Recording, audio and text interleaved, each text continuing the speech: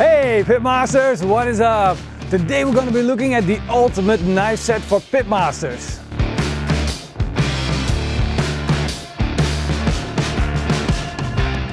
I love using my Better Loco knife. It's an absolute champion for carving meat. And I know you guys want it. I know you want to order it, but it's a one-off. Actually, the guy that made it died. So there's no more Better Locos. There's no more knives like this. So I can't offer you that. But what I can offer you is a special guest to talk with us about knives today. Here's Volkert. Hey, Pitmasters! Hey, how are you? What's going up? Yeah, what's going up? Everything is up. Knives are up.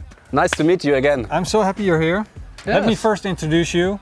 This is Volker, and he's a long-time chef. He worked in Michelin star restaurant. He's very knowledgeable, and he's also here as a knife representative. So I'm super happy that you're here with one of my favorite knife brands. So let's just go through the ultimate set of knives for Pitmasters in 2019. So Volker, if you can choose only one knife, which one would it be?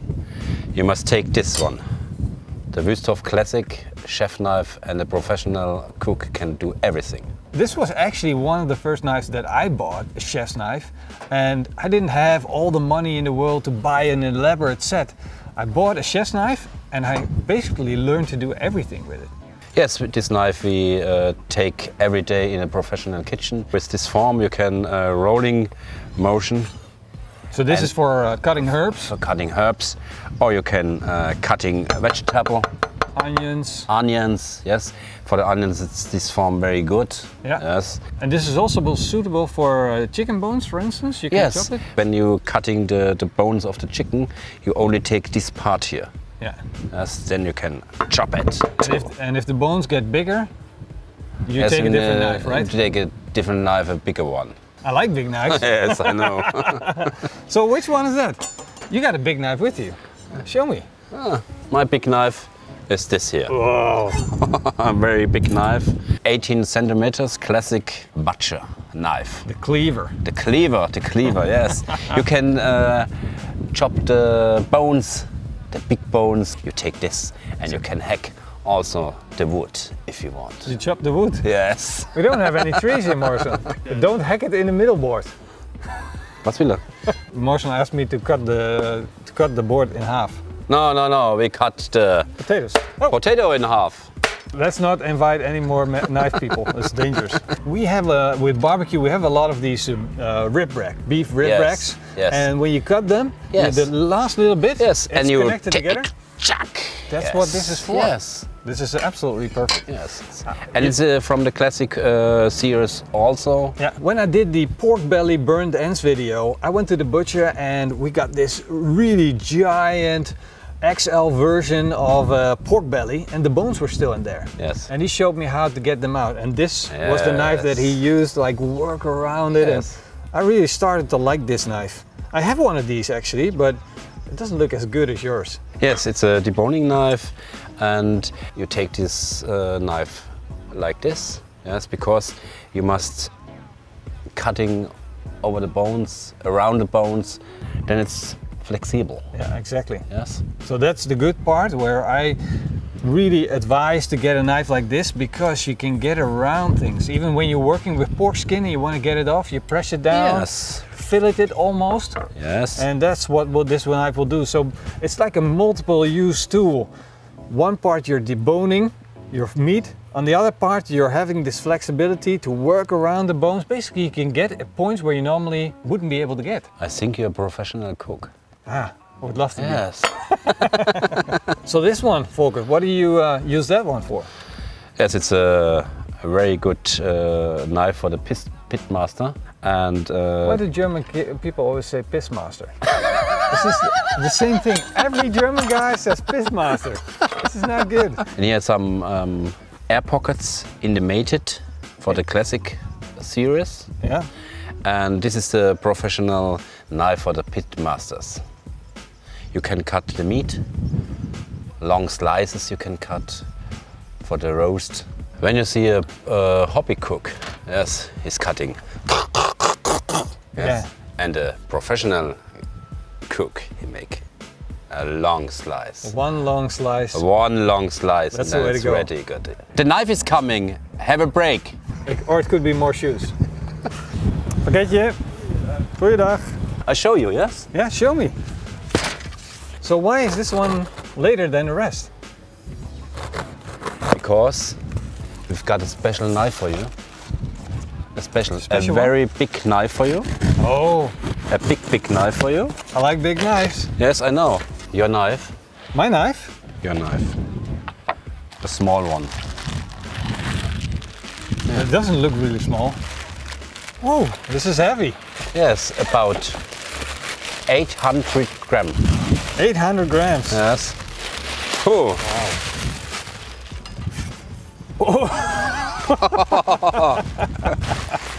But I show you something, Pitmaster. This is not a knife. This is a knife. Oh. Look at that thing. It's an absolute giant. With brisket, let me talk to you about brisket, because when you cook a brisket and you get a beautiful bark on the outside, and bark means that the herbs that are on the outside, which are smoked, they're crispening up. The outside of the meat is getting actually crispy. Yes. And when you cut it with a sharp carving knife, most of the knives can get through it. So actually a serrated knife would be perfect because it's really similar to the crust of a bread. Yes. So that could work as well. So okay, we got one more knife to go from 6 knives that you selected. So which one is it? Yes, it's a butcher knife. The knife for the man. Like these curves. Very curvy like a woman, huh? It looks like, yeah, curves like a woman, but it looks like a machete actually. Yes. You can chop also the meat. Yeah. Yes. You can, when you do the spare ribs, you can cut them through the bones too. And what I noticed is that there's a strong back edge all the way through the lamet of the knife. Yes, you're looking very good. So you can cutting also the vegetable. It's a meat. It's a knife. You can take it away when you travel. It's a funny shape still, machete style. Machete style. I've been using these knives for a long time as well. Why should people spend around 90 euros on a knife if they can get one from IKEA for 10 euros? Yes, you are right, Pitmaster, but I say you want quality. You have to buy more expensive knives because the steel is from Solingen. It's more harder and harder than the cheaper knives. And you don't want to buy after 4 weeks a new knife. So basically the steel is harder, yes. It allows you to make a sharper knife and it lasts longer. Yes. I've got a question for you. How many steps do you think for fashioning a knife from Rüsthof? I would say around like 20 to 30 steps. No. You haven't seen any factory? Yes, I did. Yes, you don't. You don't. You want me to say the real number? No. Normally, it takes about 130 steps for finishing a knife. Wow. Yes, and now you understand why this good knife costs a little bit more. Yes, than a cheaper one. So I think that is the sweet spot that Rüsthof is actually trying to achieve. If you spend a little bit more money than the really cheap knives, all the steps of course go in there to make this beautiful knife. I'm excited. Yes. I love these knives. Yes, thanks. Rüsthof fanboy, I'm sorry. Cooking is like a party, you know, yes? Yeah, cooking is, and barbecue definitely is like a party. Okay, let's make a challenge. You see these onions? Yeah. I'm a good onion chopper. Yes, you are, you show me. But you take it blind and I too. Blindfolded? Yes, of course. But this really isn't fair. What is fair? You are a chef for 30 years. Yes. And I'm just a hobby chef. That's not fair. We'll make it a little fair. I will chop with this knife. That will make me... So and you will take this one. Okay, so... just a moment. I feel like Stevie Wonder. You can start. Here's your knife. 3, 2, 1.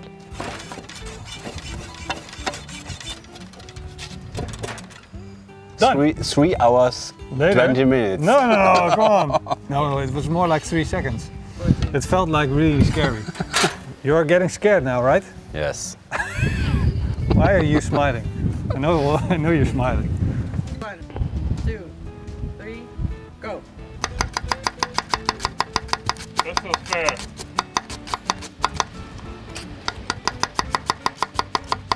It's not finished. Stop the time. Good job. You won. Fair and square. That's 30 years of experience. Now, what do you say? Let's start cooking, right? Yes. I got some beautiful mangalitsa pork chop. They're gonna be amazing. It's my first time to eat mangalita. Serious? Yes. Oh, you're gonna be. You must show me. I learned something. Oh, it's gonna be good. These are two beautiful mangalitsa pork chops.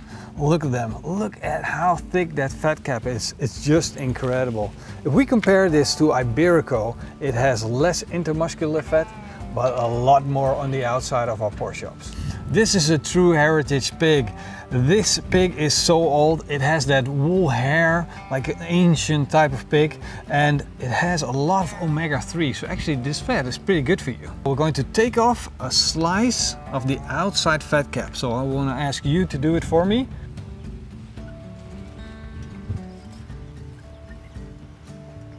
Absolutely beautiful. We're going to use this fat to render down and crispen up. It's just going to taste so amazing. Yes. And now you must. You cut like this one. Yes. Yeah. Maximize the surface for our salt to sit on. What I like to do now is not season our pork chops. We're just going to cook them indirect. Yes. But we are going to season our fat. Okay. With salt. If you do the honors of sprinkling on a little bit of fleur de sel, it's new. It's new. It's new. I bought it especially for you. Now we'll turn on a Napoleon Rogue. I want 2 burners on, so we'll create a direct and indirect zone. We'll put our pork chops over indirect heat. Wow, these mangalitsa pork chops are starting to look good. And we're going to put them now over the direct side. So we're going to sear them off. Just listen to that. That's going to crispen up nicely. We got a good bit of Maillard effect on the outside because that's all flavor, that's what we're looking for. We want the fat to render down a little bit. We're going to put our pork chops on the vegetables. Look at that. We got potatoes in there, we got our asparagus in there, some onions and our mushrooms with the pork chops on top. This is going to be so good. Very now we're great. going to leave this indirect and we're going to finish off our fat. Yes. This is going to be the good part. Yeah, it's the best part. All right, look at that. Looks fantastic. This is mangalitsa heaven. All for us or for you? Only for you or for me? I'll let you have the big one. You're gonna slice the mangalitsa because we need to try it. No, you show me. We'll start with the You show me. Yes, I want to learn something for you. Okay, okay. Just cut off this bone. Yeah. We don't have to be really careful because this is like the pitmaster's privilege. You can chew on the bone afterwards. Just get all the good stuff. Nice. Look at that. Nice and juicy, a lot of fat. You see we got this little pink ring on the outside. Yes. That's because of the barbecue, the nitrate and the sulfites, they get onto the meat and to give you that barbecue flavor. You make a great job. I make good chops. Yes. Thank you very much. Now, this is the most important moment. Yes. We have to taste it. First, a little bit of salt. Otherwise it tastes like flavor's not enhanced. As a guest, thank you very much. You get to go first. Cheers. Great. Lekker? Lekker. Sehr lekker. And the fat is so soft. It really is nice. A nice fat. Mangalitsa is all about the fat. I had my eye on that. Hey, this is a nice knife. Yes, I know. But not for you. Not for me? No. It looks really good. What do you mean? I can't have it? No, not yet. Why not? We started at August. It's our new series. You don't have grafter. Serious classic grafter. Looking good. Yes, you can hold it. Only hold. Oh, it feels good. You want to make a cut? One cut? Yeah. And then you really give me nice. back. Yes. Come on, man. You can leave. You can get another one. No. You just leave it here. Fine. Yeah. One cut, not all. This is a nice knife. Yes. It's a crafter. It's a crafter, and it's a oak handle. And it's lighter than the classic versions. But the line is classic too. Yeah. But only the handle is oak. Yeah, I really like that there's no block in the end. Yes. I could definitely use one of those.